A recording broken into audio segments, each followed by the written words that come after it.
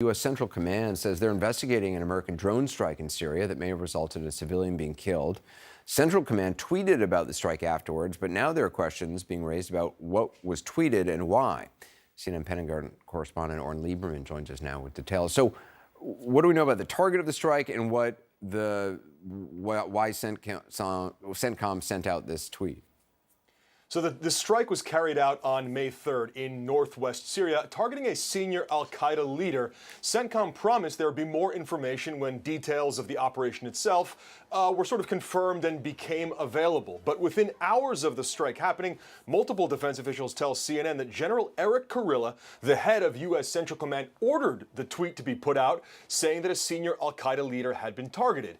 That is, despite high confidence when the strike itself was taken that they knew who and where they were targeting, officials knew it would still take a few days to be able to confirm who was killed in this strike. And that's at least partially because there are no U.S. troops in northwest Syria, especially after the devastating earthquake in that part of the country. And yet, this tweet still went out. And here we are nearly 3 weeks later, and CENTCOM hasn't put out any more information about who was the target or who was killed in this strike. Now, CNN has spoken to family members of the casualty who say he was a 56-year-old farmer who lived in northwest Syria with 10 kids and had no affiliation with al-Qaeda. Anderson. So the tweet didn't say that they had killed an al-Qaeda leader. It just said that they had targeted one and there'd be more information, and they've just never followed up. And now local civilians are saying that a civilian was killed. Correct. So now there is an assessment on the part of Central Command, what's known as a CCAR, a Civilian Casualty Credibility Assessment Report, which tries to figure out if a civilian was killed. If it determines that one was killed, that may, depending on the situation and the circumstances, lead to a more formal 15-6 investigation. And that is a more deeper look at what went wrong here and what was the entire process here. Part of the issue here, Anderson, is the timeline here. Strike, again, was on May 3rd. Central Command officials and other officials tell us that May 8th, so 5 days later, the Washington Post gives information to Central Command that suggests this may have been a civilian casualty killed, and it's still another week before this assessment is launched, and we haven't gotten to a formal investigation yet. So there's a question here of why has this taken so long, especially as some officials tell us the fact that it took so long to try to confirm who was killed here in and of itself was a red flag.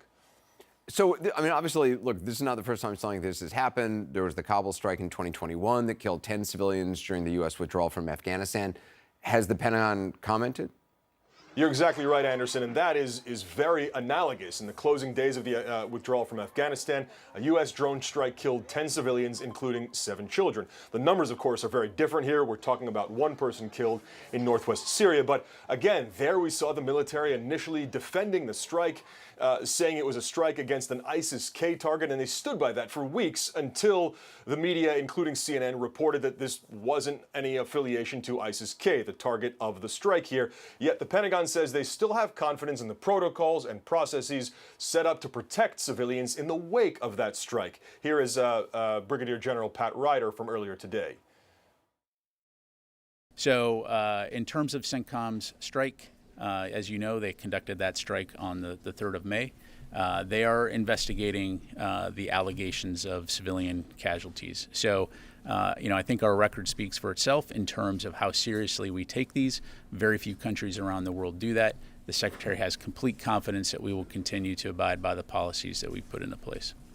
So the question now, how long does this assessment take? Does it lead to an investigation? And Anderson, at what point and will there be calls for accountability? Oren Libermann, appreciate it. Thank you.